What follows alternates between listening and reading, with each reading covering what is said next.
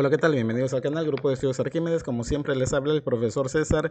Comenzamos a desarrollar este segundo semestre del año 2021 lo que publica la web de Aprendo en Casa, lo que ha publicado en la experiencia integrada número 5 con respecto a matemática. Empezamos con quinto grado de secundaria. Han sido dos actividades que han venido para esta experiencia, que es la actividad 6 y la actividad 7. Comenzamos con la actividad 6. Tomamos decisiones a partir de las medidas estadísticas para una convivencia armónica. Recuerden que se aplica del 9 al 27 de agosto, pero no olvides, separa tu vacante. Todavía hay vacantes para alumnos del primer al quinto grado de secundaria y egresado de secundaria. Comenzamos este 11 de agosto. Ahí te dejo un número de WhatsApp para que preguntes por nuestra propuesta. Preparación, ciclo agosto-diciembre. Bien, empezamos entonces con el saludo correspondiente. Vamos a la actividad en forma directa. Nos están diciendo, te presentamos la siguiente situación.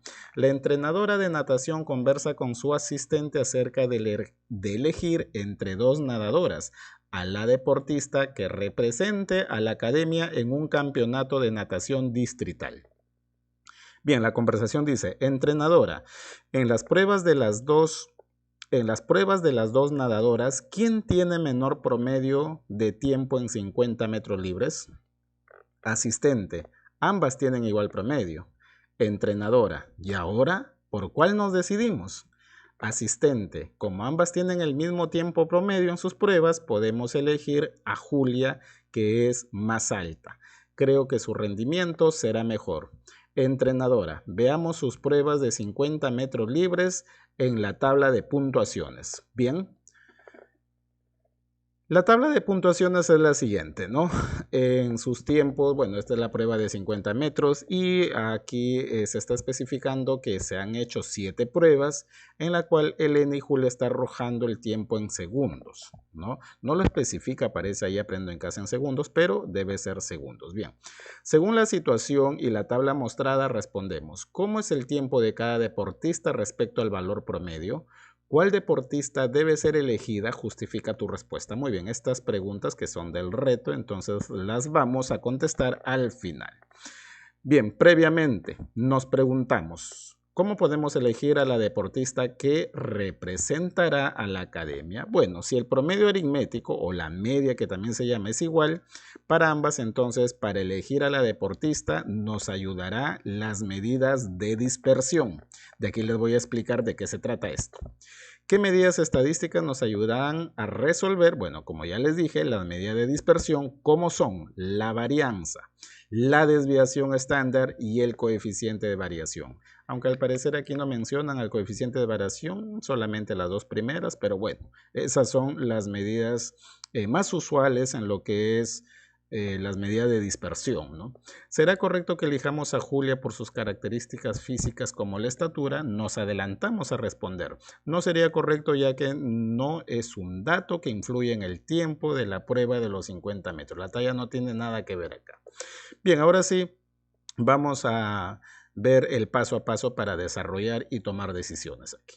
Comprendemos el problema respondiendo en nuestro cuaderno las siguientes preguntas. ¿Qué datos se representan en la situación? Respondemos. En la situación se presentan datos de tiempos en segundos en la prueba de 50 metros de dos deportistas nadadoras. Ojo, ya se presentan 7 datos para cada una de ellas, porque se han hecho 7 pruebas, pero esos datos están en segundos.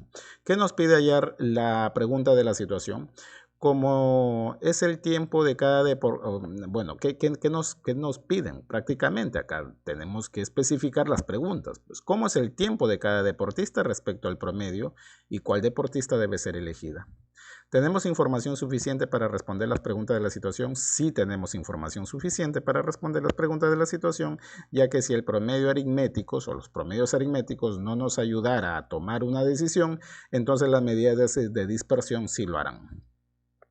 Bien, continuamos por acá. Dice, diseñamos una estrategia o plan, redacta los procedimientos que nos ayudarán a responder las preguntas de la situación. Bueno, tenemos que verificar si en realidad los promedios son iguales, luego determinar las medidas de dispersión de cada una de las deportistas, como por ejemplo el rango, la varianza, la desviación estándar. El rango también es una medida, aunque no muy usual, pero es una medida también de dispersión. que de aquí lo vamos a ver de qué se trata, porque luego lo mencionan, ¿ya? Tomemos en cuenta que, bueno, la media aritmética, ya creo que de esto hemos hablado. La experiencia de las experiencias de Aprendo en Casa están tomando la estadística en la experiencia 1 y la experiencia pasada en la experiencia 4 también insisten los contenidos de estadística. El promedio, también llamada media aritmética, ya saben ustedes que se determina sumando todos los datos, que se supone que son numéricos porque solamente se halla media aritmética en los datos cuantitativos, y luego se divide entre la cantidad de datos. Bien. Hay que ejecutar entonces la estrategia o plan. Verificamos si el promedio en ambas deportistas es el mismo. Para Elena. Bien, ¿qué tenemos que hacer? Sumar pues los tiempos que han invertido en cada prueba en segundos y dividirlo entre el total de pruebas, que han sido 7 pruebas. Entonces, si ustedes van a la tablita, pues 75 para Elena, más 64, más 72, más 78, más 82, más 77, más 70, entre 7, eso nos va a dar exactamente 74, que se supone que está en segundos. Ahora, ¿qué pasa con el promedio de Julia? Bueno, Julia también tenemos que sumar los tiempos que ha invertido en cada prueba, ¿no? Que ha, digamos, hecho en cada prueba, y lo dividimos entre el total de pruebas, que es 7, y eso nos va a dar también lo mismo. Nos va a dar 74. Entonces, acá el dilema es, si ambos tienen el mismo promedio, ambas deportistas tienen el mismo promedio, ¿a quién debemos elegir para que, digamos, se vaya a representar en la competencia distrital? Entonces, aquí, jovencitos, jovencitas, cuando los promedios son iguales y no podemos tomar una decisión, tenemos que acudir necesariamente a las medidas de dispersión. ¿Y qué significa eso, profesor? Cuando los datos están más dispersos de la media o menos dispersos de la media. Si los datos están menos dispersos de la media, o sea, están más juntos a la media, entonces eso es lo que nos conviene. Los datos que están más cerca, en este caso, al promedio aritmético. Miren, les voy a dar un caso. Bien, el siguiente ejemplo pues va un poco a, digamos, ayudarles a aclarar en qué consiste y para qué sirve la medida de dispersión. Miren este ejemplo. Dice, hace un tiempo iba a comprar 10,000 frascos de perfumes para revenderlos a un mejor precio a mis amigos. El vendedor me dijo que en promedio los frascos traían 100 mililitros. Pero yo, como no sabía algo de estadística, decidí realizar un muestreo de 15 frascos, y estos fueron los resultados. Bueno, se hizo un muestreo de 15, había un frasco que tenía 88 mililitros, otro tenía 90, dos tenían 92, uno tenía 93 y así. Así va la lectura, miren, así, ¿no? Otro tenía 102, otro 103, otros dos 106, uno tenía 110 y así. Ahora, en el muestreo efectivamente, la media fue 100 mililitros. Si ustedes, digamos, suman todos los contenidos, 88 más 90, más 2 veces 92, más 93, más una vez 97 y así, suman y lo dividen entre 15, porque son 15 frascos, les va a dar exactamente 100 mililitros. Les va a dar el promedio. Ahora, mira lo que dice acá. Efectivamente, la media o la media aritmética fueron 100 mililitros, pero hubo perfumes con 88 mililitros, otros con 106, otros con 112, como observas en la gráfica. La dispersión de los datos obtenidos era muy alta. Iba a tener muchos problemas y quejas con mis amigos. Lo ideal hubiera sido que todos los perfumes traigan 100 mililitros o al menos volúmenes muy cercanos a este valor, sin tanta dispersión o separación entre los valores, es decir, que los valores se encuentren estrechamente agrupados. Y mira, y no sé si te fijarás que ningún frasco de la muestra de 15 tenía 100 mililitros, ¿no? Claro que cuando yo iba a vender, pues estos, pues se iban a quejar los que, por ejemplo, les tocaba un frasco 88, pero sí iba a ir feliz el que le iba a tocar 112 mililitros, ¿no? Esa es una cuestión de perfumes, ¿no? Felizmente eran perfumes. ¿Qué pasa si hubieran sido medicinas y salían al mercado? Algunos pacientes hubieran recibido una dosis menor y otros una sobredosis. Es por ello que son tan importantes las medidas de dispersión, o también se le llaman de variabilidad, pues estas nos indican qué tan dispersos o separados se encuentran los datos. Entonces, ¿qué es lo que más conviene? Conviene pues aquellos datos que están más cerca a la media. Claro que sí, más cerca, acá están muy dispersos. Entonces, Ahí es donde entra a tallar estas medidas de dispersión o también llamadas medidas de variabilidad. Veamos este segundo ejemplo así nada más para que ustedes se fijen. Miren, este ejemplo 2 muestra se muestra gráficas de 3 muestras con diferentes dispersión en torno al centro. Acá el centro, la media es 50. La primera tiene una medida más grande de dispersión. La tercera tiene una cantidad muy pequeña de dispersión, mientras que la segunda, que es la intermedia, con respecto a las otras dos, tiene más o menos una dispersión intermedia. Los hexágonos que están de azul están muy dispersos, pero a pesar de ello la media es 50. Ahora, los que están en verde, los circulitos, también su media arroja que es 50, pero yo no sé si te darás cuenta que están más agrupados, o sea, se ven más cerca la media. Y mira los triangulitos que están en rosado, están medianamente ni muy dispersos ni muy cerca a la media. Entonces, de eso se trata, ¿no? En esta cuestión de la competencia, lógicamente que va a convenir de enviar a la nadadora que más se acerque siempre a la media aritmética porque se supone que está arrojando algo regular en lo que son la prueba de los 50 metros. Seguimos solucionando. Bien, ya hemos comprobado entonces que las medias son iguales de ambas nadadoras, así que vamos a definir cómo es el promedio de sus tiempos en ambas deportistas. ¿Son iguales o diferentes? Pues el promedio de sus tiempos resultó ser igual en ambas deportistas. ¿Será posible determinar a la deportista que represente en la academia conociendo solo el promedio de sus tiempos? No es posible. Tendríamos que escoger aquella cuyos datos no estén muy alejados de la media. Antes de continuar, revisa ahí en el PDF que trae Aprendo en Casa, siempre trae, digamos, los recursos en donde se hablan pues de las medidas de dispersión. Muy bien. Y acá les traigo otra vez la tablita. Tomemos en cuenta que las medidas de dispersión indican si los valores de una variable se alejan poco o mucho de las medidas de centralización, ¿no? Que son las medidas de tendencia central, en especial de la media aritmética, porque también se puede hablar de, pues, en este caso de la mediana, ¿no? Estas medidas se utilizan para tomar decisiones y constituyen importantes fuentes para el análisis de datos y variables. Primero, hay que calcular el rango. El rango también es una de las medidas de dispersión poco usadas, pero bueno, ¿de qué se trata? El rango, ¿qué es lo que mide? El rango simplemente se extrae restando el dato mayor o máximo menos el dato mínimo. Entonces, vamos a calcular el rango para Elena. Muy bien, el rango para Elena. ¿Cuál es su mayor dato? Profesor, es 82. Ojo, lo vemos en la tabla. ¿Cuál es el menor dato de Elena? Es 64. Ya saben que esto está en segundos. Muy claro. Entonces, profesor, el rango simplemente será 82 menos 64, facilito, 18. ¿Cuál es el rango para Julia? Mira, no sé si te darás cuenta que Julia, el mayor dato es 97 y el menor dato es 51. Y mira, y 97 menos 51 es 46. Desde aquí ya nos estamos dando cuenta que Julia tiene sus datos más dispersos con respecto a la media aritmética, miren. Muy bien.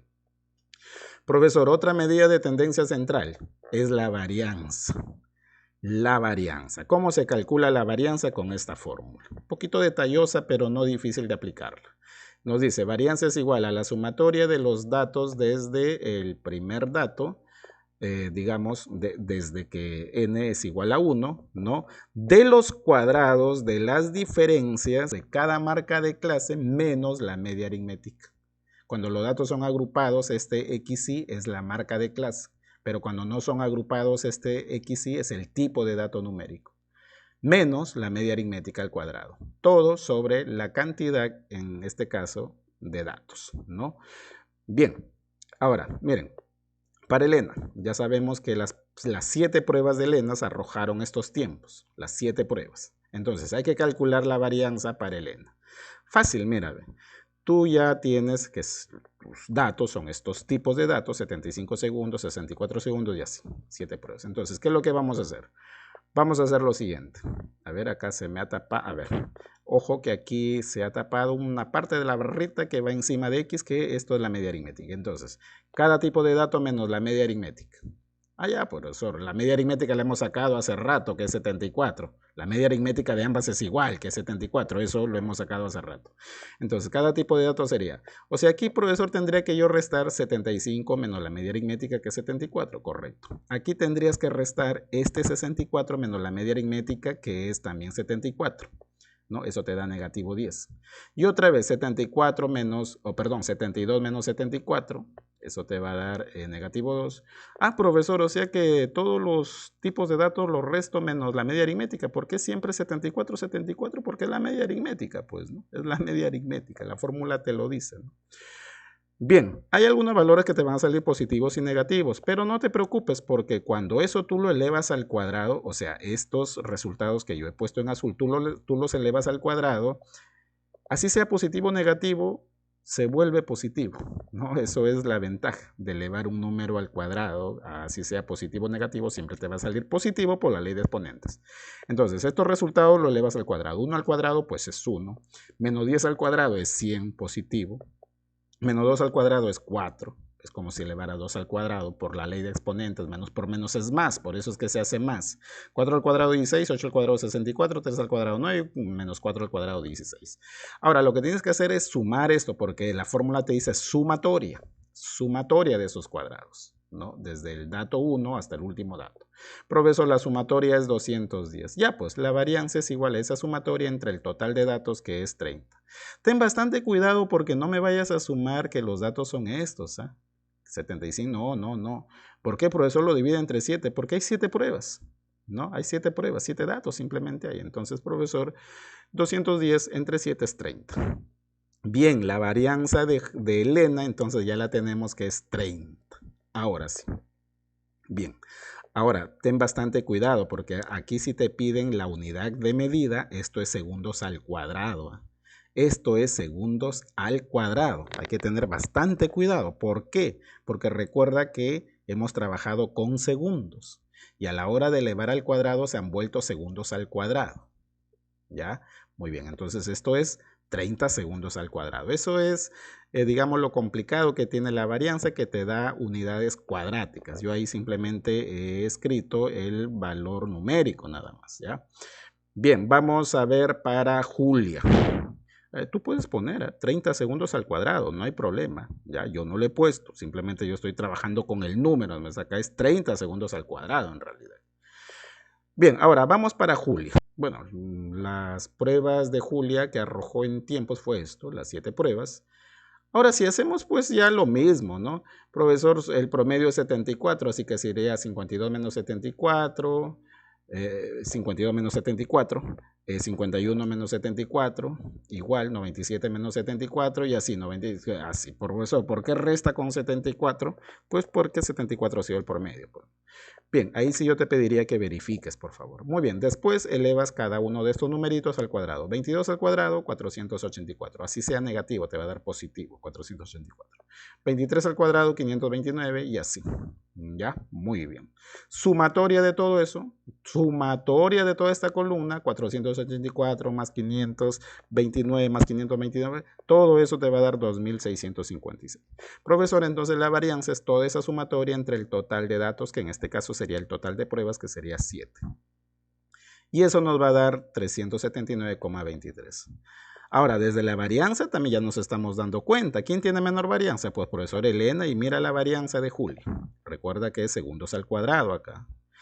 Muy bien, entonces ya desde aquí ya nos estamos dando cuenta otra vez de que Elena tiene menor valor. Y siempre las medidas de dispersión es a menor valor, menor dispersión. Y a más valor, pues los datos están más dispersos. Con los perfumes que les expliqué en el ejemplo, ¿no?